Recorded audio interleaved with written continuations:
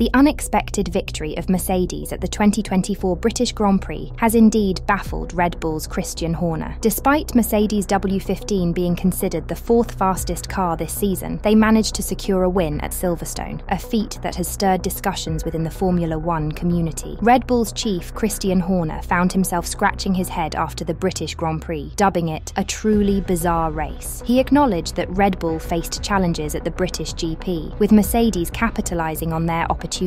This victory marked a significant moment, especially considering that Mercedes has struggled to match the pace of Red Bull, McLaren and Ferrari throughout the season. Red Bull has lodged a formal complaint with the FIA about the legality of the Mercedes W15's front wing following their win at Silverstone. Red Bull suspects the front wing may bend under certain conditions, potentially providing an aerodynamic advantage that violates Formula One regulations. Despite the front wing initially passing FIA checks and Red Bull previously raising unofficial concerns, they have now requested a further investigation to ensure full compliance with the rules. Christian Horner stressed the importance of clarity and fairness, stating that the team will follow up with the FIA to ensure the Mercedes front wing meets all regulatory standards. Toto Wolff has responded to Red Bull's concerns about Mercedes' front wing on the W15, emphasising that Mercedes has adhered to all regulatory requirements. He stated that any innovation introduced to the car, including the front wing, undergoes a rigorous dialogue with the FIA before being implemented. Wolff assured that Mercedes is confident in the legality of their design, which aims to improve aerodynamic efficiency by reducing drag without violating the rules. Wolff also addressed the broader implications of the FIA's new technical directive, aimed at tightening regulations on wing flexibility. He acknowledged that this directive might impact various teams differently, potentially affecting Red Bull more significantly if they have been exploiting similar aerodynamic flexibilities. Toto Wolff showed little concern over the complaints made by Red Bull. The Canadian Grand Prix saw Mercedes W15 make a strong comeback, signalling a twist in the 2024 season. The British GP at Silverstone echoed this unpredictability, leaving fans and teams alike guessing the winner until the final laps. Christian Horner labelled the Silverstone race as weird, highlighting the constantly shifting variables that turned the race into a strategic chess match. Speaking to the media, Horner remarked, "It was a very weird race. I think if anybody can explain the pace of their car, the Mercedes, they would be doing very well because it seemed to move around." Horner noted the Mercedes' strength in cooler conditions and how they appeared to have the race under control. Then Lewis came alive as it started to rain, and then the McLaren really came alive and passed both of us. So it was moving around depending on what was going on. In those conditions, you'd expect Max to then really come alive as well, but he was struggling at that point. Then, as the circuit started to dry out, the pace arrived back, and we were at times 6-7 tenths a lap quicker than Lewis and Lando. Despite the race's complexity, Horner concluded that tyre performance played a critical role, emphasising the significant impact tyre management had on the car's performance throughout the race. Despite the race's complexity, Horner concluded that tyre performance played a critical role. "I think it's all about the tyre working at a certain point in time, a certain condition, whether it's hot or cold. Different cars are working the tyres in different ways, and you saw an extremity of that as the circuit went from damp to wet and back to dry. This fluctuation in conditions kept everyone on their toes as cars adapted to the changing grip levels, highlighting the critical importance of tyre management throughout the race." Christian Horner didn't hold back his admiration for Hamilton after the race. "Lewis drove a fantastic race. He truly deserved this win." Hamilton's victory at Silverstone wasn't just another win. It marked his 9th victory at this legendary track, a feat Horner described as deeply emotional for both Hamilton and his team. "He has every reason to be proud. We tip our hats to him for such a performance." These respectful and admiring words from Horner signify a notable change in their previously strained relationship.